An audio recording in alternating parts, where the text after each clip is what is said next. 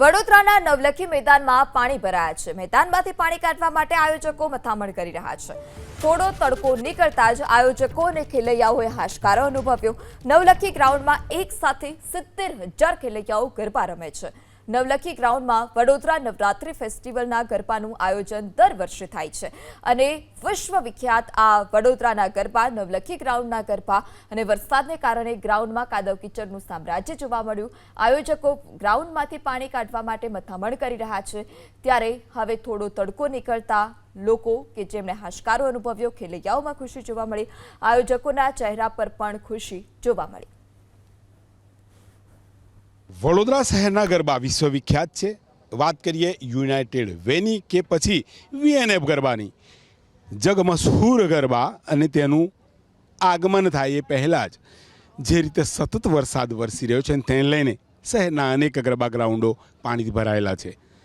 અત્યારે આપણે નવલખી મેદાન ખાતે વીએનએફ ગરબા એટલે કે વડોદરા નવરાત્રી ફેસ્ટિવલ ગરબા મેદાન ખાતે ઉપસ્થિત છીએ। શહેરમાં સૌથી વધુ ખેલૈયાઓ એક મેદાનમાં ગરબા ગાય એ જગ્યા એટલે કે વીએનએફ ગરબા। અત્યાર સુધી 45,000 થી 50,000 ખેલૈયાઓ ગરબા રમવા ઉતરતા હતા, તો આ વર્ષે 70,000 ખેલૈયાઓ ગરબા રમી શકે તે પ્રકારે મેદાન વિશાળ કરવામાં આવ્યું છે। વરસાદ વરસતા ગ્રાઉન્ડ ઉપર સતત પાણી છે, પરંતુ યુદ્ધના ધોરણે અહીંયા સતત કામગીરી ચાલી રહી છે। આપ જોઈ શકો છો જે કર્મચારીઓ કામ કરી રહ્યા છે, સતત પાણી બહાર કાઢી રહ્યા છે। વરસાદ તો વરસી રહ્યો છે, પરંતુ તે બાદ વરસાદ રોકાયા બાદ જે સૂર્ય દેવતા છે તેનો પણ ક્યાંક લાભ મળી રહ્યો છે।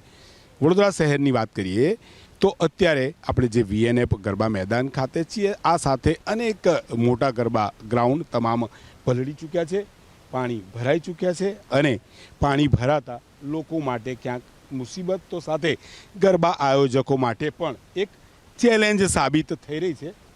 મયંક પટેલ આપણી સાથે, તેમની સાથે વાત કરીએ। સૌથી વધુ ક્રાઉડ એટલે કે ખેલૈયાઓ સાથેનું આયોજન, ક્યાંક જે હવામાન વિભાગની આગાહી પણ હતી ને સતત વરસાદ વરસી રહ્યો છે, ચિંતાનો વિષય? જે ગઈકાલે વરસાદ પડ્યો, આજના દિવસે જે રીતે વાદળ ખુલ્યું છે ને, જે તાપ દેખાઈ રહ્યો છે, સૂર્યનારાયણ ભગવાનની કૃપા દેખાઈ રહી છે, તો બપોર પછી કામે લાગી અને ગ્રાઉન્ડ સાંજ સુધીમાં તૈયાર થઈ જશે। એટલે હજી 22 તારીખ છે નવરાત્રિમાં, હજુ ઘણો બધો સમય છે। અમારી પાસે 72 કલાક છે અને 72 કલાક તો નહીં પણ 12 કલાકમાં ગ્રાઉન્ડ તૈયાર કરી શકીએ। જો સંપૂર્ણ ઉઘાડ રહે તો 12 જ કલાકમાં ગ્રાઉન્ડ તૈયાર કરવાની અમારી આખી ટીમની ક્ષમતા છે। એટલે આજ બપોર પછી એ કામગીરી શરૂ થશે, મોડી રાત સુધી કરવામાં આવશે અને જે કંઈ પણ વરસાદના કારણે જે નાના મોટા નુકસાન થયા છે કે જે ગ્રાઉન્ડને નુકસાન થયું છે, એ તમામ વસ્તુને અમારા દ્વારા સુનિયોજિત પ્રક્રિયા કરીને સરખું કરવામાં આવશે। મયંક પટેલ મુખ્ય આયોજક છે અને કહી રહ્યા છે કે તમામ પ્રકારની તેમની તૈયારીઓ છે। શહેરમાં સૌથી વધુ ખેલૈયાઓ જો કોઈ ગરબા મેદાનમાં જોવા મળતા હોય તો વીએનએફ ગરબા ગ્રાઉન્ડ છે। આયોજકોની તૈયારીઓ દેખાઈ રહી છે, પરંતુ હવામાન વિભાગની જે આગાહી છે ક્યાંક ને ક્યાંક ગરબા આયોજકો માટે ચિંતાનો વિષય બન્યો છે। કેમેરામેન પરેશ ધોળકા સાથે લોરેન્સ પરમાર, એબીપી અસ્મિતા, વડોદરા।